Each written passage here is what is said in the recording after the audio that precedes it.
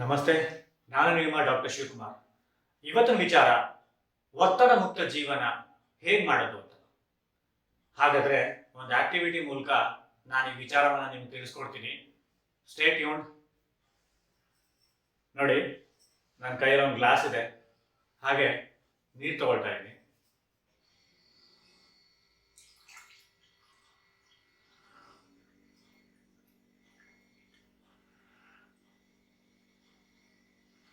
ಏನ್ ಮಾಡಿದೆ ಇವಾಗ? ಒಂದು ನಿಮಿಷ ಆಗಿದೆ. ಓಕೆ, ಗ್ಲಾಸ್ನಲ್ಲಿ ನೀರು ಹಾಕಿದ್ದೀನಿ. ಈ ಗ್ಲಾಸ್ನ ಹೀಗೆ ಇಟ್ಕೊಂಡ್ರೆ 10 ನಿಮಿಷ ಇಟ್ಕೋಬೋದು, 20 ನಿಮಿಷ ಇಟ್ಕೋಬೋದು, 1 ಅವರ್ ಇಟ್ಕೋಬೋದು. ಅದಾದ ನಂತರ ಏನಾಗಿ ಶುರುವಾಗುತ್ತೆ, ಹಾಗೆ ಇಟ್ಕೊಂಡಿದ್ರೆ ಮಧ್ಯಾಹ್ನ ಸಂಜೆ ತನಕ ಹೀಗೆ ನಾನು ಗ್ಲಾಸ್ನ ಇಟ್ಕೊಂಡಿದ್ದೆ ಅಂತ ಇಟ್ಕೊಳ್ಳಿ. ಏನಾಗ್ಬೋದು ಅಂತ ಸ್ವಲ್ಪ ಯೋಚನೆ ಮಾಡಿ. ಏನಾಗುತ್ತೆ, ನಾನು ಈ ಕೈ ನೋವು ಬರುತ್ತೆ, ಕೈ ನೋವು ಬರೋದ್ರಿಂದ ಭುಜ ನೋವು ಬರುತ್ತೆ, ಭುಜ ನೋವು ಬಂದಾದ ನಂತರ ಹಾಗೆ ನನ್ನ ದೇಹದ ಮೇಲೆ ಅದು ಒಂದು ಪರಿಣಾಮನ ಬೀರುತ್ತೆ. ಸೊ ಹಾಗಾಗಿ ಈ ಗ್ಲಾಸ್ನ ನಾನು ಹೀಗೆ ಇಟ್ಕೊಂಡು ಮಾತಾಡ್ತಾ ಇದ್ರೆ ನನ್ನ ಕೈ ನೋವು ಬರುತ್ತೆ. ಹಾಗಾಗಿ ನಾನು ಏನು ಮಾಡ್ತೀನಿ, ಈ ಗ್ಲಾಸ್ನ ಇಟ್ಟು ನಿಮ್ಮ ಜೊತೆ ಮಾತನ್ನ ಮುಂದುವರಿಸ್ತೀನಿ. ನೋಡಿದ್ರಲ್ಲ, ಯಾಕೆ ಗ್ಲಾಸ್ ಇಟ್ಟೆ ನಾನು? ಆದ್ರಿಂದ ನನ್ಗೆ ಏನಾಗ್ತಿತ್ತು, ಒತ್ತಡ ಆಗ್ತಾ ಇತ್ತು, ಹೌದಲ್ವಾ? ಸೊ ಒತ್ತಡ ಅಂತ ಹೇಳ್ಬೋದು ಇಂದಿನ ಒಂದು ವೇಗದ ಜೀವನದಲ್ಲಿ ಪ್ರತಿಯೊಬ್ಬರ ಜೀವನದಲ್ಲೂ ಒತ್ತಡ ಅನ್ನೋದು ಇದ್ದೇ ಇರುತ್ತೆ, ಹೌದಲ್ವಾ? ಹಾಗಾದ್ರೆ ಯಾವ್ದಿಂದ ಬರುತ್ತೆ ಒತ್ತಡ? ಇದು ನಿಮ್ಮ ಕುಟುಂಬದವರಿಂದ ಇರ್ಬೋದು, ನಿಮ್ಮ ಕೆಲಸದಿಂದ ಇರ್ಬೋದು, ಹಣಕಾಸಿನ ವ್ಯವಹಾರಗಳಿಂದ ಇರ್ಬೋದು. ಹೀಗೆ ಅನೇಕ ರೀತಿ ವಿಚಾರಗಳಿಂದ ಒತ್ತಡ ಮನುಷ್ಯನ ಮೇಲೆ ಪ್ರಭಾವವನ್ನು ಬೀರುತ್ತೆ. ನಾನು ಕೈಯಲ್ಲಿ ಗ್ಲಾಸ್ ಇಟ್ಕೊಂಡಿದ್ದೆ, ಆ ಗ್ಲಾಸ್ನ ಕೆಳಗಡೆ ಇಟ್ಟೆ. ಯಾಕೆ ಗೊತ್ತಾ? ನನ್ನ ಒಳ್ಳೇದಕ್ಕಾಗಿ. ಹಾಗೆ ನಾನು ಆ ಗ್ಲಾಸ್ನ ಇಟ್ಕೊಂಡು ನಿಮ್ಮ ಜೊತೆ ಮಾತಾಡಿದರೆ ಏನಾಗ್ತಿತ್ತು, ನನ್ನ ಕೈಯೆಲ್ಲ ನೋವು ಬರ್ತಾಯಿತ್ತು ಅಲ್ವಾ? ಹಾಗಾಗಿ ಪ್ರತಿಯೊಬ್ಬರು ಅವರ ಜೀವನದಲ್ಲಿ ಆಗುವಂಥ ಒತ್ತಡಗಳನ್ನು ಹೀಗೆ ಕೆಳಗಡೆ ಇಟ್ಟರೆ ಎಷ್ಟು ಚೆನ್ನಾಗಿರುತ್ತಲ್ವಾ? ಆದರೆ ನಾವು ಇಂದಿನ ಈ ವೇಗದ ಜೀವನದಲ್ಲಿ ಹಲವಾರು ಒತ್ತಡಗಳಿಗೆ ಒಳಗಾಗ್ತಾ ಇದ್ದೀವಿ. ಯಾವ ರೀತಿ ಇದು ಅಂತ ಹೇಳಿದ್ರೆ, ಹಣಕಾಸಿನ ಒತ್ತಡ ಇರಬಹುದು, ಹಾಗೆ ಫ್ಯಾಮಿಲಿ ಇಶ್ಯೂಸಿಂದ ಇರ್ಬೋದು, ಹಾಗೆ ಅವರ ಕೆಲಸದ ಒತ್ತಡ ಇರ್ಬೋದು, ಅನೇಕ ಹೀಗೆ ನಾನಾ ರೀತಿಯ. ಸ್ಟೂಡೆಂಟ್ಸ್ ಆಯಿತು ಅಂತ ಹೇಳಿದ್ರೆ ಅವರ ಓದಿನ ಒತ್ತಡ, ಹಿರಿಯರಾಯಿತು ಅಂತಂದರೆ ಅವರ ಆರೋಗ್ಯದ ಒತ್ತಡ. ಹೀಗೆ ಪ್ರತಿಯೊಬ್ಬ ವ್ಯಕ್ತಿಯಲ್ಲೂ ಪ್ರತಿದಿನ, ಪ್ರತಿನಿತ್ಯ, ಪ್ರತಿ ಕ್ಷಣ ಒಂದಲ್ಲ ಒಂದು ರೀತಿಯ ಒತ್ತಡಗಳಿಗೆ ಒಳಗಾಗ್ತಾ ಇದ್ದಾರೆ. ನನಗೂ ಒತ್ತಡ ಇದೆ, ನಿಮಗೂ ಒತ್ತಡ ಇದೆ. ಸೊ ಒತ್ತಡ ಒತ್ತಡ ಒತ್ತಡ ಈ ಒತ್ತಡದಿಂದ ನಾವು ಹೊರಗೆ ಬರೋದಕ್ಕೆ ಸಾಧ್ಯನಾ? ಆಗತ್ತಾ ಅಂತ ನೀವು ಪ್ರಶ್ನೆ ಕೇಳೋದಾದ್ರೆ ಖಂಡಿತವಾಗ್ಲೂ ಆಗತ್ತೆ. ಹೊರಗೆ ಬರೋದು ಅನ್ನೋದಕ್ಕಿಂತ ಒತ್ತಡದ ಜೀವನದ ಜೊತೆಗೆ ಬದುಕುವುದು ತುಂಬ ಮುಖ್ಯ ಆಗತ್ತೆ. ಯಾಕೆ ಅಂತ ಹೇಳಿದ್ರೆ, ನಾವು ಒತ್ತಡ ಅಂತ ಅಂದ್ಕೊಂಡ ತಕ್ಷಣ ಗಿವ್ ಅಪ್ ಮಾಡಿಬಿಡ್ತೀವಿ. ಈ ಒತ್ತಡ ಯಾಕೆ ಕ್ರಿಯೇಟ್ ಆಗುತ್ತೆ? ಎಲ್ಲದಕ್ಕಿಂತ ಮುಖ್ಯವಾಗಿ ಯಾರು ರೆಸ್ಪಾನ್ಸಿಬಿಲಿಟಿಗಳನ್ನು ತಗೊಳ್ತಾರೆ, ಹಾಗೆ ಆ ರೆಸ್ಪಾನ್ಸಿಬಿಲಿಟಿಗಳ ಜೊತೆಗೆ ಅಸೋಸಿಯೇಟ್ ಆದಂಥ ಈ ಚಾಲೆಂಜಸ್ಗಳಿರುತ್ತಲ್ಲ, ಇದರ ಮೂಲಕ ನಮಗೆ ಒತ್ತಡಗಳು ಆರಂಭ ಆಗುತ್ತೆ. ಹಾಗಿರುವಂಥ ಪರಿಸ್ಥಿತಿನಲ್ಲಿ ನಾವು ಈ ಒತ್ತಡಗಳಿಂದ ಹೇಗೆ ಹೊರಗೆ ಬರೋದು ಅನ್ನೋದು ಪ್ರತಿಯೊಬ್ಬರ ಜೀವನದಲ್ಲೂ ಆಗಿರುವಂಥ ಯಕ್ಷ ಪ್ರಶ್ನೆ, ಹೌದಲ್ವಾ? ಹಾಗಾದರೆ ನಾನು ನನ್ನ ಜೀವನದಲ್ಲಿ ಬಂದಂಥ ಒತ್ತಡಗಳಿಗೆ ನಾನು ಕಂಡುಕೊಂಡಂಥ ಸುಲಭ ವಿಧಾನಗಳನ್ನು ನಿಮ್ಮ ಜೊತೆ ಈ ಒಂದು ವಿಡಿಯೋ ಮೂಲಕ ಶೇರ್ ಮಾಡೋದಕ್ಕೆ ಇಷ್ಟಪಡ್ತೀನಿ. ಹಾಗೆ ನೀವು ನಿಮ್ಮ ಜೀವನದಲ್ಲಿ ಕಂಡುಕೊಂಡಂಥ ಒಂದು ಒತ್ತಡಗಳಿಂದ ಹೊರಗೆ ಬರೋದಕ್ಕೆ ಏನೆಲ್ಲ ಒಂದು ಆಯಾಮಗಳನ್ನು ಅಳವಡಿಸ್ಕೊಂಡಿದ್ದೀರಾ ಅಥವಾ ಸೂತ್ರಗಳನ್ನು ಕಂಡುಹಿಡ್ಕೊಂಡಿದ್ದೀರಾ ಅಂತ ನನಗೆ ಕಾಮೆಂಟಿನ ಮೂಲಕ ತಿಳಿಸಿದ್ರೆ ನನಗೂ ಅದು ಸಹಾಯಕವಾಗತ್ತೆ. ಹಾಗಾಗಿ ಇವಾಗ ನಾನು ಮಾತಾಡೋಕೆ ಹೊರಟಿರುವಂಥದ್ದು ನನ್ನ ಜೀವನದಲ್ಲಿ ನಾನು ಅಳವಡಿಸಿಕೊಂಡಿರುವಂಥ ವಿಚಾರಗಳ ಬಗ್ಗೆ. ಮೊದಲನೇದಾಗಿ, ಪ್ರತಿನಿತ್ಯ ನಾವು ಬೆಳಗ್ಗೆ ಎದ್ದ ತಕ್ಷಣ ಅದು ನಮ್ಮ ಮೊದಲನೆಯ ಹಂತ.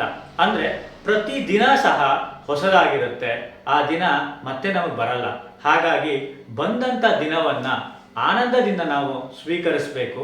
ಹಾಗೆ ನಾನು ಮಾಡುವಂಥ ಅಭ್ಯಾಸ ಏನು ಅಂತ ಹೇಳಿದ್ರೆ, ಬೆಳಗ್ಗೆ ಎದ್ದ ತಕ್ಷಣ ಒಂದು ಸಿಂಪಲ್ ಎಕ್ಸಸೈಸ್ಗಳನ್ನ ಮಾಡ್ಕೊಳ್ತೀನಿ, ಹಾಗೆ ನಂತರ ಧ್ಯಾನವನ್ನು ಮಾಡ್ತೀನಿ. ಇದು ನನ್ನ ಮೊದಲನೆಯ ಕಾರ್ಯ.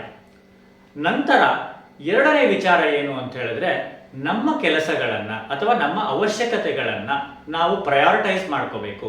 ಅಂತ ಹೇಳಿದ್ರೆ ಯಾವ ಕೆಲಸ ಮುಖ್ಯವಾದದ್ದು, ಯಾವ ಕೆಲಸ ತುರ್ತಾಗಿ ಮಾಡಬೇಕಾಗಿರುವಂಥದ್ದು, ಹೀಗೆ 2 ವಿಭಾಗಗಳಾಗಿ ಅದನ್ನು ವಿಂಗಡಿಸ್ಕೊಂಡು ಯಾವುದು ಇಂಪಾರ್ಟೆಂಟು ಯಾವುದು ಎಮರ್ಜೆನ್ಸಿ ಅದರ ಆಧಾರದ ಮೇಲೆ ಪ್ರಯಾರಿಟೈಸ್ ಮಾಡಿಕೊಂಡು ಆ ಕೆಲಸವನ್ನು ಮಾಡಬೇಕಾಗತ್ತೆ.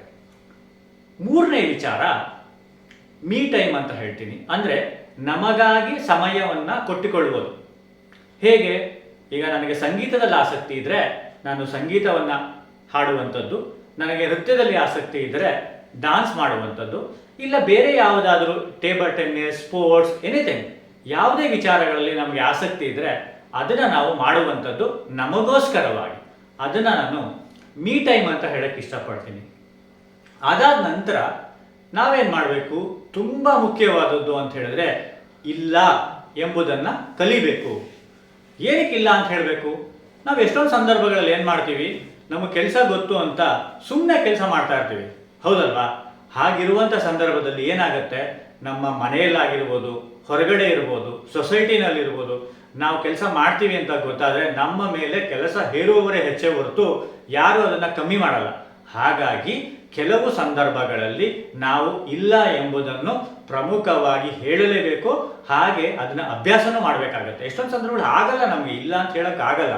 ಸೊ ಆದರೂ ನಾವು ಅದನ್ನು ಮಾಡಬೇಕಾಗತ್ತೆ. ಇದು ಇನ್ನೂ ಒಂದು ನಾನು ಅಳವಡಿಸ್ಕೊಂಡಿರುವಂಥ ಮುಖ್ಯವಾದಂಥ ಒಂದು ಅಂಶ. ನಂತರದ್ದು ಕೊನೆಯದಾಗಿ ಆರೋಗ್ಯಯುತ ಜೀವನ. ಸೊ ಆರೋಗ್ಯಯುತ ಜೀವನ ಅಂತ ಹೇಳಿದ್ರೇನು? ನಮ್ಮ ಆರೋಗ್ಯ ಅಂತ ಬಂದಾಗ ಅದರಲ್ಲಿ 2 ರೀತಿಯದಾಗಿರುತ್ತೆ. ಒಂದು ಮಾನಸಿಕ ಆರೋಗ್ಯ, ಇನ್ನೊಂದು ದೈಹಿಕ ಆರೋಗ್ಯ. ದೈಹಿಕ ಆರೋಗ್ಯಕ್ಕೆ ನೀವೇನು ಮಾಡಬೇಕು ಅಂತ ಹೇಳಿದ್ರೆ ನಿಮ್ಮ ದೇಹಕ್ಕೆ ಒಗ್ಗುವಂತಹ ಆಹಾರಗಳನ್ನು ಸೇವನೆ ಮಾಡಬೇಕು. ಅದರಿಂದ ನಿಮ್ಮ ಆರೋಗ್ಯವನ್ನು ಕಾಪಾಡ್ಕೋಬೇಕು. ಮತ್ತೊಂದು ಮಾನಸಿಕ ಆರೋಗ್ಯ.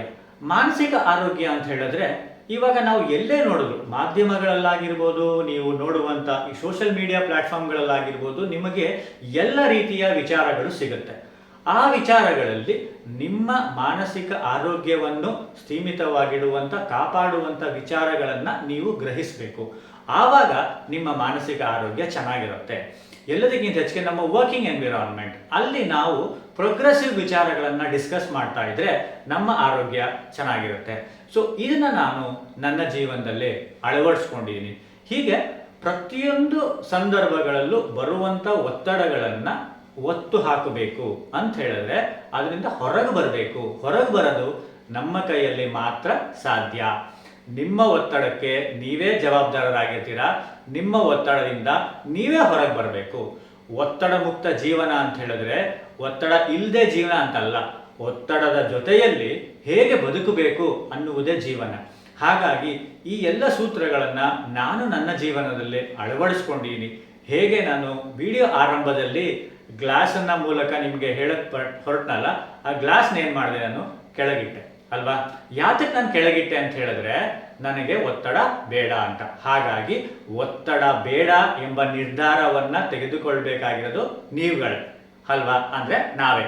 ನನ್ನ ಜೀವನದಲ್ಲಿ ನಾನು ತೆಗೆದುಕೊಂಡಿದ್ದೀನಿ, ನಿಮ್ಮ ಜೀವನದಲ್ಲಿ ನೀವು ತೆಗೆದುಕೊಂಡಿದ್ದೀರಾ? ಅದು ನೀವೇ ಯೋಚನೆ ಮಾಡಿ.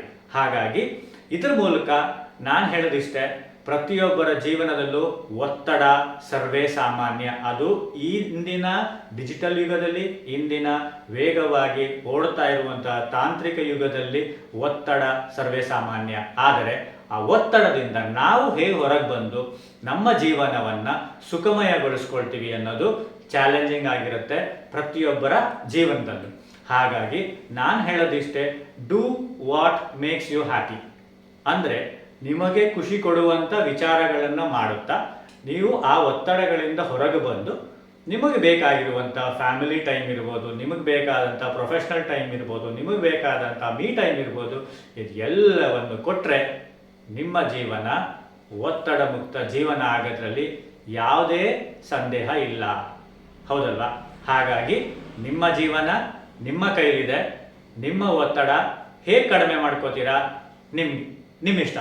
ಹಾಗಾದರೆ ನಾನು ಹೇಳಿದಂಥ ಈ ವಿಚಾರಗಳೇನಾದರೂ ನಿಮಗೆ ಪ್ರಯೋಜನಕ್ಕೆ ಬಂದರೆ, ಇದು ಸರಿ ಅನಿಸಿದ್ರೆ ಅಳವಡಿಸ್ಕೊಳ್ಳೋದಕ್ಕೆ ಪ್ರಯತ್ನ ಪಡಿ.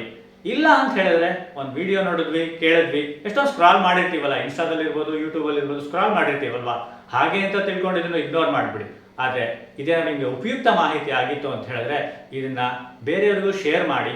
ಯಾಕಂದರೆ ಒಳ್ಳೆಯ ವಿಚಾರಗಳು ಎಲ್ಲರನ್ನೂ ತಲುಪಬೇಕು ಅಂತ ಹೇಳಕ್ಕೆ ಇಷ್ಟಪಡ್ತಾ, ನನ್ನ ಕಡೆಯಿಂದ ಇಷ್ಟೊತ್ತು ನೀವು ವಿಡಿಯೋವನ್ನು ನೋಡಿದಂಥ ಪ್ರತಿಯೊಬ್ಬರಿಗೂ ತುಂಬು ಹೃದಯದ ಧನ್ಯವಾದಗಳನ್ನು ಹೇಳ್ತಾ, ಮುಂದಿನ ವಿಡಿಯೋದಲ್ಲಿ ಮತ್ತೊಂದು ವಿಚಾರದೊಂದಿಗೆ ತಮ್ಮನ್ನು ಭೇಟಿಯಾಗ್ತೀನಿ. Thank you. Take care.